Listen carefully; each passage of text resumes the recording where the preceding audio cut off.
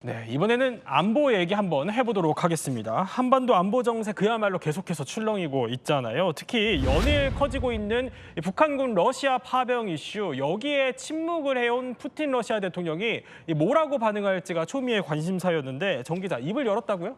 네, 푸틴이 처음으로 공식 입장을 내놨습니다. 이제 지금까지 사실상 그 러시아는 북한군 파병을 계속해서 아니다, 가짜 뉴스다라면서 계속 일축해왔는데 미묘하게 이 입장을 바꾼 겁니다. 직접 들어보시죠. Как вы знаете, сегодня, по-моему, только ратифицирован наш договор. Северокорейское руководство относится к нашим договоренностям серьезно. Но что и как мы будем делать, это уже наше дело. 네, 방금 들으신 이 발언, 푸틴이 북한군의 러시아 파병에 대한 질문에 이렇게 답한 건데요. 여기서 제가 눈여겨본 점은요, 이 과정에서 푸틴이 러북조약 4조를 콕 집어 언급한 부분입니다. 이 러북조약, 지난 6월에 푸틴이 북한에 가서 김정은과 만났을 때 체결한 조약인데요. 이 조약 4조에 어느 한쪽이 무력 침공을 받아 전쟁 상태가 되면 지체 없이 모든 수단으로 군사적 원조를 제공한다, 이런 내용이 담겨 있습니다. 그런데 푸틴이 이 조항을 어제 직접 언급하면서 북한 지도부가 진지하게 받아들이고 있다는 점을 의심한 적 없다면서요. 우리가 무엇을 할지는 우리가 할 일이라고 말한 겁니다. 그러니까 북한군의 러시아 파병을 사실상 인정한 것이다, 이런 해석이 나옵니다. 푸틴이 저 자리에서 한숨도 쉬었다, 이런 보도들도 나오고 있던데 어쨌든 파병은 부인하지 않은 거니까 파병이 이루어지고 있다는 건데 그러면 북한군 병력 위치는 어떻게 됩니까?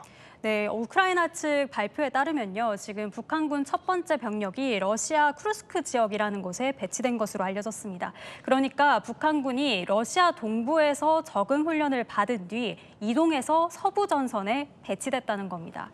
이 쿠르스크는요, 러시아와 우크라이나 접경지인데요. 우크라이나군이 지난 8월에 처음으로 러시아 본토에 진입해서 일부 영토를 점령한 곳입니다. 그래서 전투 지역으로 꼽히는 지역입니다.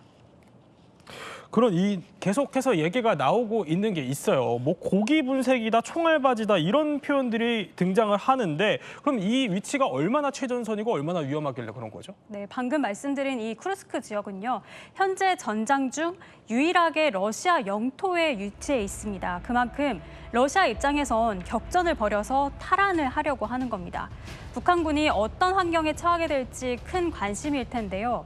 우선 러시아는 심각한 병참 문제를 겪고 있는 것으로 알려졌습니다. 소총이나 탄약은 물론이고요, 전투모나 방한복까지 부족해서 40~50년 전에 썼던 그 장비를 지급받아서 쓰는 경우가 많다고 합니다. 식량이 부족해서 굶는 병사들이 민가를 양탈하거나 투항하는 사례도 있다고 알려졌습니다. 50년 된 장비까지 쓴다고 하니 뭐 전쟁이 장기화됐으니까 어쨌든 전장 환경이 굉장히 악화됐을 것 같기는 한데 특히 이게 북한 병력이 러시아 병력이 아니기 때문에 본토만한 대접을 받기도 어려울 것 같거든요. 조건은 어떻습니까? 네, 방금 말씀하신 것처럼 북한군이 지금 용병이나 다름없기 때문에 러시아군보다 더 불리한 조건에서 싸울 가능성이 높습니다. 이미 우크라이나 접경지에서 훈련받던 북한군이 집단 탈영했다는 보도까지 나왔는데요. 개전 이후 이미 러시아군 사상자가 70만 명 정도 발생했다는 추정이 나오는데 혹한의 겨울을 앞둔 상황에서 부실한 보급 그리고 무리한 밀어붙이기 전술의 희생양으로 사상자가 속출할 거란 관측도 나오고 있습니다.